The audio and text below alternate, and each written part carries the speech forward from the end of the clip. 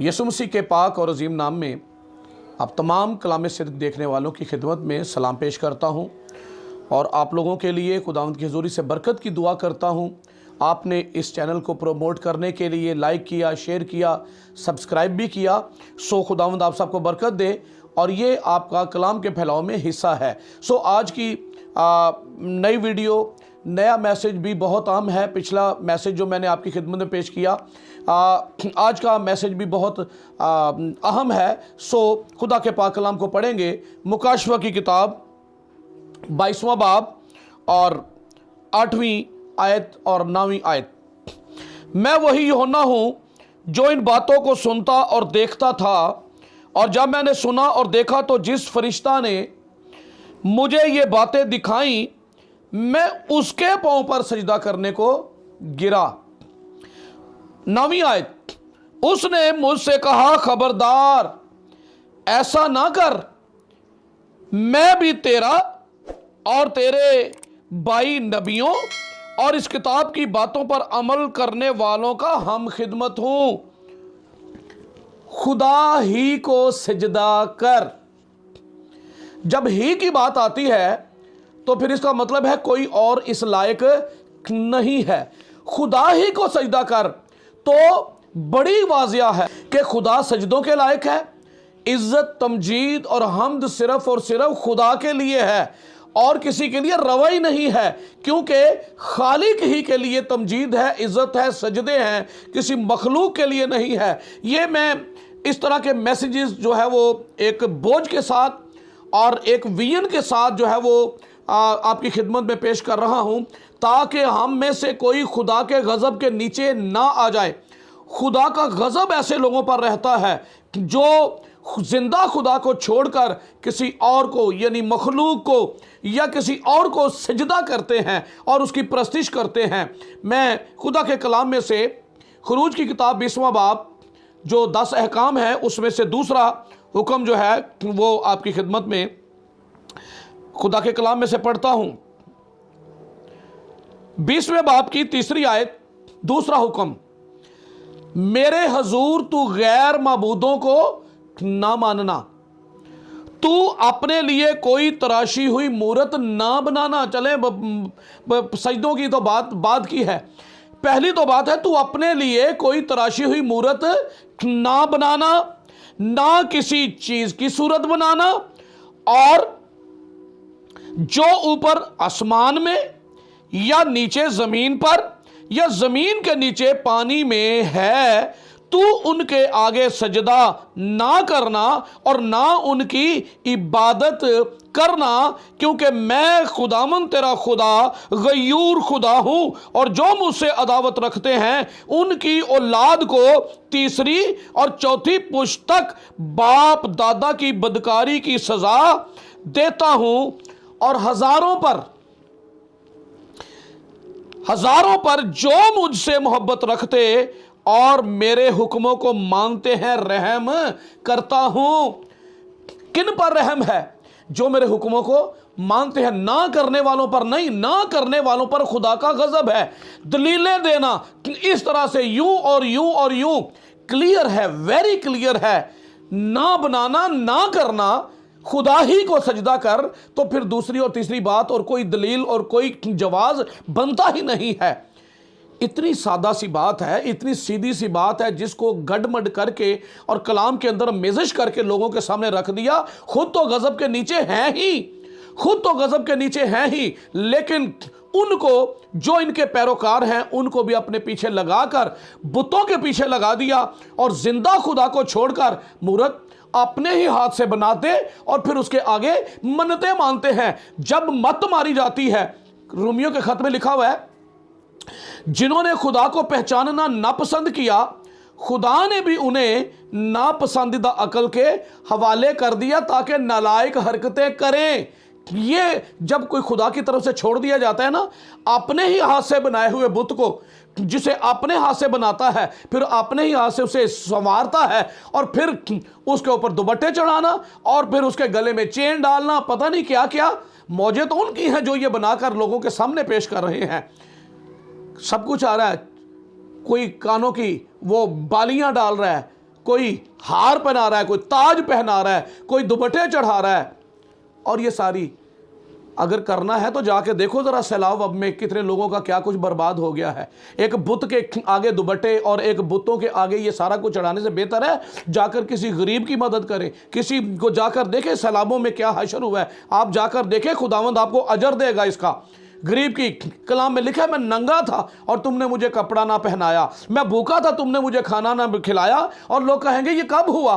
तो ये यही वक्त है, मैं समझता हूँ यही वक्त है जब खुदा के लोग जो है वो परेशानी में हैं, और कपड़े की परेशानी है, और रहने सहने की परेशानी है, खाने पीने की परेशानी है। यही वक्त है कि उन्हें जाकर पहनाया जाए। वहाँ तो दिल खुलते नहीं हैं, और बुतों के आगे जो खा नहीं सकते, जो पहन नहीं सकते, जिन्हें ज़रूरत नहीं है, उनको उनके आगे चुनियाँ और उनके कानों में बालियाँ और उनके सरों पर ताज सजाए जाते हैं। ये हमाकत नहीं तो क्या है, ये जहालत नहीं तो क्या है। और ऐसों पर खुदा का गजब रहता है। लिखा है, दूसरी और तीसरी पुश्त तक उनकी बदी की सजा दूंगा, पर हजारों पर जो मेरे हुक्मों को मानते हैं उन पर रहम करता हूं। जानते हैं क्यों? लोग जब किसी मुसीबत में फंसते हैं और वो कहते हैं जी दुआ कर रहे हैं और कोई जवाब नहीं, कोई सुनने वाला नहीं, सुनने वाला है पर वो सुनता नहीं है।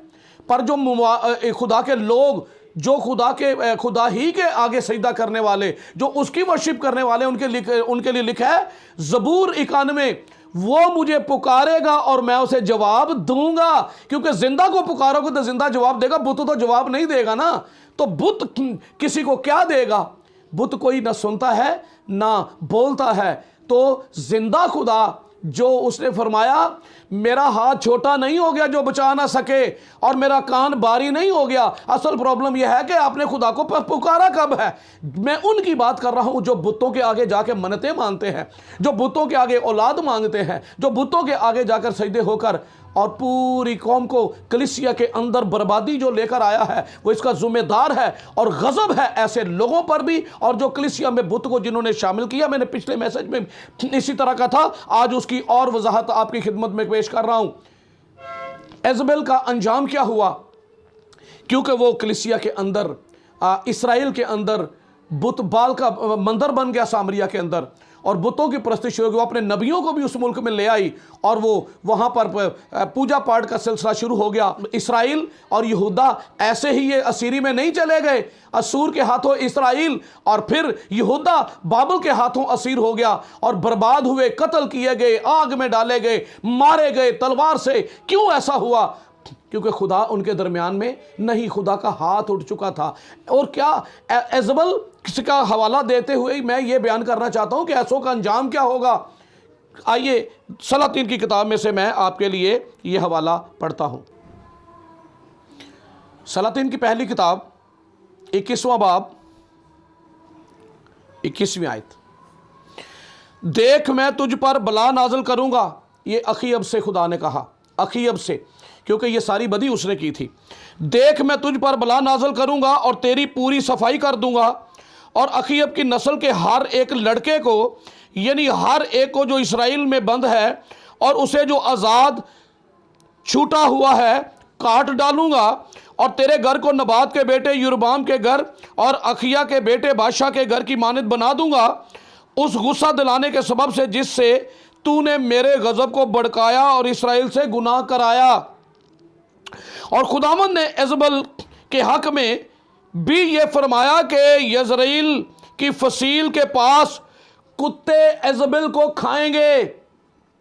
ये एजबल की सजा है, क्योंकि वो इसराइल के अंदर बुत लेकर आई थी। उसने अखीयब को उकसाया कि वो मंदिर बनाए। अखीयब का जो कोई शहर में मरेगा उसे कुत्ते खाएंगे, और जो मैदान में मरेगा उसे हवा के परिंदे चट कर जाएंगे। क्योंकि अखीयब की मानिद कोई नहीं हुआ था जिसने खुदावंद के हजूर बदी करने के लिए अपने आप को बेच डाला था, और जिसे उसकी बीवी एजबल उबारा करती थी। और उसने नहायत नफरत अंगेज काम किया कि अमूरियों की तरह, जिनको खुदावंद ने बनी इसराइल के आगे से निकाल दिया था, बुतों की पैरवी करे। ये एक महज मुजस्समा है, वो तो एक ख्याल है लोगों को समझाने के लिए, लोगों को सिखाने के लिए। आपको ज़्यादा दना बनने की ज़रूरत नहीं है। रूहुल कुछ दना है, रूहुल कुस लोगों को समझाने की ताकत रखता है, वो लोगों के ज़हनों खोलता है। जब रूहुल कुस कलाम करता है तो फिर लोगों के दिलों पर चोट लगती है। आपके बुत खड़े करने पर लोग गुमराह होते हैं। और इसको अखीयब को सजा दी गई, और फिर इज़बेल को भी कुत्ते खाएंगे, कुत्ते उसका गोश्त खाएंगे। इतनी सख्त संगीन सजा खुदा ने दी। क्यों? इसलिए कि उसने नफरत अंगेज काम किए। ये तो खुदा के नज़दीक नफरत है। पहाड़ियां बनाए चले जा रहे हैं पूरे मुल्क के अंदर, ऊंची ऊंची, और फिर शीशे के डब्बों में बंद करके सबको अकीदत और एहतराम में लोग आगे मरे जा रहे हैं। आग की झील ऐसे लोगों का इंतजार कर रही है। खुदा ना करे कोई ऐसा जाए। इसके पीछे मकसद क्या है? मोहब्बत। खुदा किसी की हलाकत नहीं चाहता। और मेरे दिल में यह बोझ है कि ऐसे लोग इससे बच जाएं, ऐसे लोग बाज आएं। होश कीजिए, होश कीजिए। जिंदा खुदा को छोड़कर वो कौमें तबाह हो गई, वो बर्बाद हो गई। खुदा ने कहा था कि वो काम ना करना जो वो लोग करते हैं। वो कौमें करती कौन सी? जो गैर मबूद और वो बुतों के आगे झुकती है और उसे सजदा करती हैं। खुदा ही को सजदा कर। मुकाशवा की किताब का एक आखिरी हवाला पढ़ दो। बहुत शॉर्ट वीडियो है लेकिन बहुत अहम मैसेज है। जितना हो इसको शेयर कीजिए, जितना हो इसे दोस्त अहबाब तक बांटिए, ताकि लोग जिंदा खुदा की परस्तिश करें, जिंदा खुदा ही को सजदा करें, ताकि किसी भी गलत फहमी में मुबतला होकर किसी तालीम के सबब से गुमराह ना हो जाएं, किसी मनगढ़ंत कहानी के पीछे ना चले जाएं, बल्कि कलाम को समझकर, कलाम को सुनकर। मुकाशवा की किताब 5वां बाब 11वीं आयत। और जब मैंने निगाह की तो उस तख्त और उन जानदारों और बुजुर्गों के गिरदा गिर्द बहुत से फरिश्तों की आवाज सुनी, जिनका शुमार लाखों और करोड़ों था। करोड़ों और लाखों यानी अनगिनत, जिसकी कोई काउंटिंग नहीं है, कोई तादाद नहीं बताई गई है। लाखों और करोड़ों, लाखों और करोड़ों यानी अनगिनत फरिश्तगान जो खुदा की हजूरी में हैं। वो बुलंद आवाज से कहते थे कि ज़िबा किया हुआ बर्रा ही, या फिर आगे ना ही की बात, तो फिर कोई और नहीं। ज़िबा किया हुआ बर्रा ही कुदरत और दौलत और हिकमत और ताकत और इज्जत और तमजीद और हम्द के लायक है। फिर मैंने आसमान और ज़मीन के नीचे की और समंदर की सब मखलूकात को, यानी सब चीज़ों को जो उनमें है, ये कहते सुना कि जो तख्त पर बैठा है उसकी और बर्रा की हम्द और इज्जत और तमजीद और सल्तनत अब्दुल आबाद रहे। चारों जानदारों ने आमीन कहा और बुजुर्गों ने गिरकर सजदा किया। लाखों लाख करोड़ों करोड़ फरिश्ते और बुलंद आवाज़ से यही कह रहे हैं, वो जो तख्त पर बैठा है और बर्रा की सताइश हो, तमजीद हो खुदा की हजूरी में, उन पर तो खुदा का गज़ब नहीं भड़का। क्यों?